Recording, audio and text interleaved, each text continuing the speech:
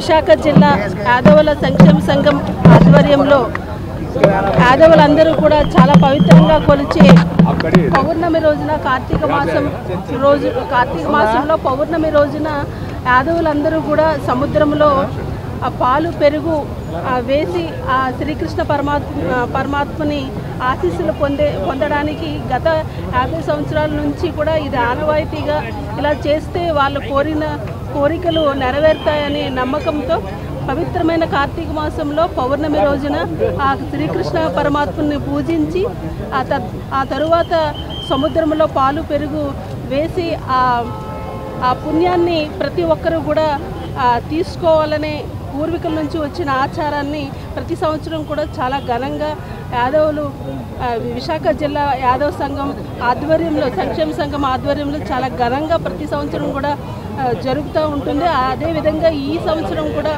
ఆ భగవంతుని ఆశీస్సుల కోసము మన విశాఖపట్నం జిల్లాలోనే కాకుండా చుట్టుప్రక్కల జిల్లాల నుంచి కూడా ఇక్కడికి తండోపతండాలుగా జనాలు ఇక్కడికి వచ్చి శ్రీకృష్ణ పరమాత్మని దర్శించుకొని ఆ ఆశీస్సులు పొందుతారు.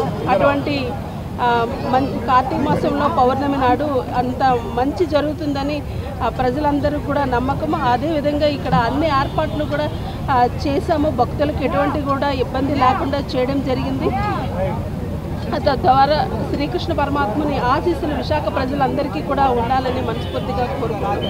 శ్రీకృష్ణ భగవానుడి భక్తులందరికీ అలాగే యాదవ సోదరులకు రాష్ట్ర వ్యాప్తంగా ఉన్నటువంటి ప్రజలందరికీ కూడా కార్తీక పౌర్ణమి శుభాకాంక్షలు తెలియజేసుకుంటున్నాను. ఈరోజు విశాఖపట్నంలో మరి యాదవ సంక్షేమ సంఘం జిల్లా యాదవ సంక్షేమ సంఘం వారు చాలా చక్కగా మరి కార్యక్రమాన్ని ఎన్నో సంవత్సరాలుగా చేస్తూ ఉన్నారు. మరి ఈరోజు కూడా అంతే చక్కగా ఈరోజు కార్యక్రమాన్ని కూడా ఏర్పాటు చేయడం జరిగింది.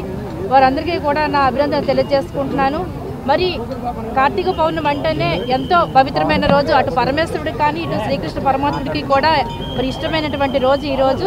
మరి ఈరోజు భక్తులందరూ కూడా మరి అటు శివుడు పరమేశ్వరుడిని అలాగే శ్రీకృష్ణ పరమాత్ముడిని కూడా ఈరోజు తెల్లవారి నుంచే సముద్ర స్నానాలు చేసి మరి భగవంతుడిని ఆశీస్సులు పొందే విధంగా ఈరోజు అందరూ కూడా కార్యక్రమంలో పాల్పంచుకోవడం జరుగుతూ ఉంటుంది.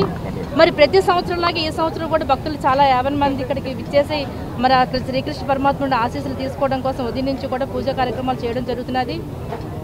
ఎందుకంటే కృష్ణుడికి పౌర్ణమి అంటే చాలా ఇష్టమైనది. అందులో కార్తీక పౌర్ణమి రోజు వెన్నెల ఆయనకి అంటే చాలా నది ఒడ్డున ఉండి ఆయన రాధా సమేతంగా గోపికలతో కలిసి ఈరోజు ఎంతో ఆనందపడేటువంటి రోజు. అందుకనే ఈరోజు ఏంటంటే ఆయనకి ఎంతో ఇష్టమైనటువంటి పదార్థాలు ఏంటంటే పాలు పెరుగు వీటితోటి అభిషేకం చేసి వెన్న నైవేద్యంగా పెట్టి ఆయనకి మనము అభిషేకం చేయడం జరుగుతుంది.